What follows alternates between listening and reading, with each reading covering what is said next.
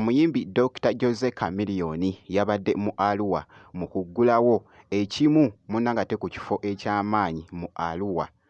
Wabaddeyo fireworks, wabaddeyo buli kimu. Twala tugende kasita kikwatagana munnanga ate n'ekya entertainment. Kakati nno yagguddewo munnanga ekifo ekyo naye yaperforminze ku stage. Naye muganda wange bamufuuye $, zibadde mpitirivu nnyo byinziza okubeera nga nkutuusaako kw'ossa ate n'omwimbi munnanga ate Pallaso kw'ossa ne Coco Must Shine beekoze bannange ebintu kw'ossa ate Zaila Baby kw'ossa ne boyfriend we munnange nabo beekoze munnanga ate ebintu. Wabula nga mu maaso awo ngenda kubeera nga nkulaga ku mutabani wa Dr. Jose Chameleone Abba Marcus ne girlfriend we bampita Jaminati nsinzira ku Jaminati Yugi kansuke nkutegeeze nti kasita obeera nga tonnaba kulayikinga vidiyo ogirayikinge kw'ossa ate n'okusubscribinga kasita obeera nga tonnaba. Bwe twogera ku bayimbi muganda wange abakyasinze okubeera blessed, Dr. Jose Chameleone tasobola kubulamu munnange. Dr. Jose Chameleone yabaddeko ko actually yafunye ddiiru mu Arua nga tuyingira omwaka omupya. Wabaddewo ekifo kiyabadde ali mu kuggulawo wali munnanga ate mu Arua bakigguddewo ne fireworks.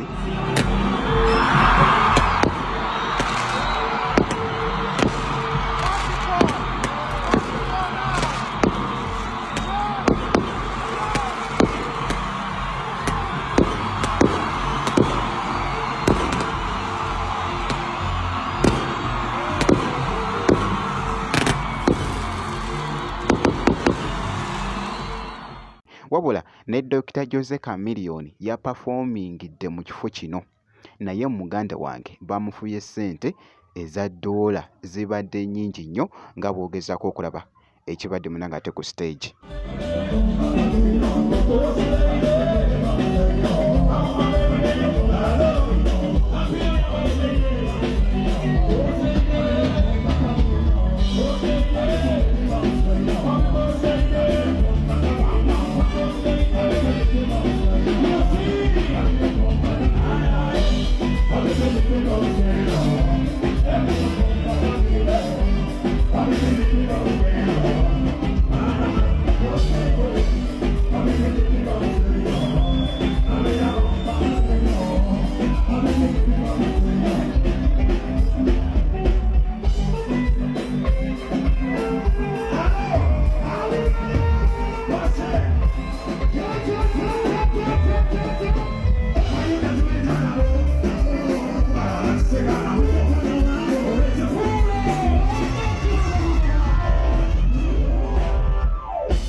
Thank you so much, boss lady. I love you, lady.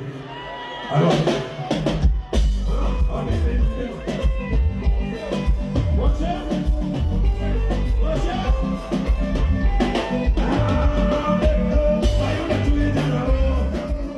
Ye Dr. Jose Chameleone. So bw'atyo munnanga ate bw'abadde ayogeza abantu obwama nti Chameleone ng'ali blessed bannange esayidi naye weebityo munnanga ate weebitambudde. Wabula nga nkwongeddeyoko muganda we Pallaso kw'ossa ne Coco Must Shine babadde bali mu kutuuka wali munnanga ate ku show emu nga bw'ogezaako okulaba.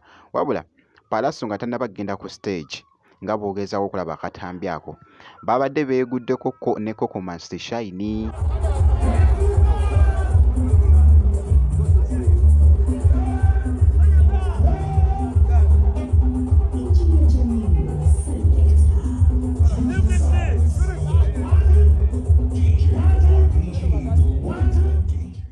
Pallaso n'asooka n'awa Coco Must Shine aga nga bw'ogezaako okulaba. Bambi babadde beeguddeko. Jjukira nti nno tukimanyi bulungi nti nno Coco Must Shine kw'ossa ne Pallaso munnanga ate bamikwano bamikwano nga bw'ogezaako okulaba. Kakati nga nkwongeddeyoko ne ku Zaila Baby jjukira nti nno wabaddewoko ka private party akafundika munnanga ate omwaka.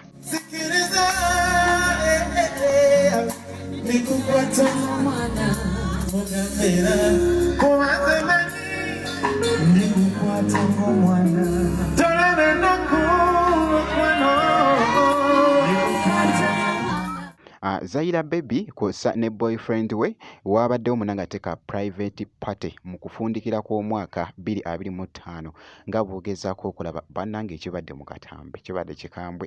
Jjukira nti nno abantu bano Zaira Baby kw'ossa ne boyfriend we baali bafunamuko obutakkaanya ne basooka ne baawukanamuko naye munnange Mukama mulungi ne bamala ne baddiŋŋana, so omukwano gukyeyongedde esayidi awo nga bw'ogezaako munna ng'ate okulaba ku butambi obwo bubadde bukutte ettabbu ku ka private party kano.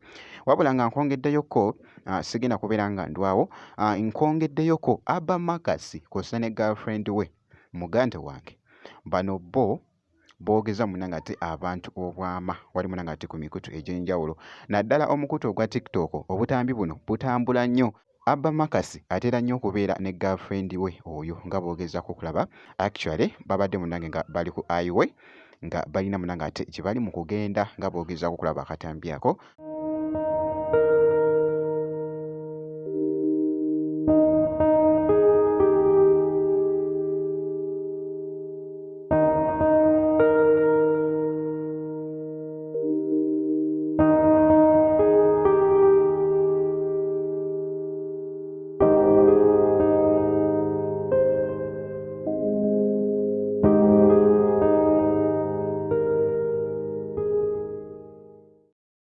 Abba Makasi kakati nno bwe nti munna ng'ate bwenkoze kakaza nti osubscribinga ebisigadde byonna obitwekere tujja kubeera nga tukuwa update yonna enamba efaayo.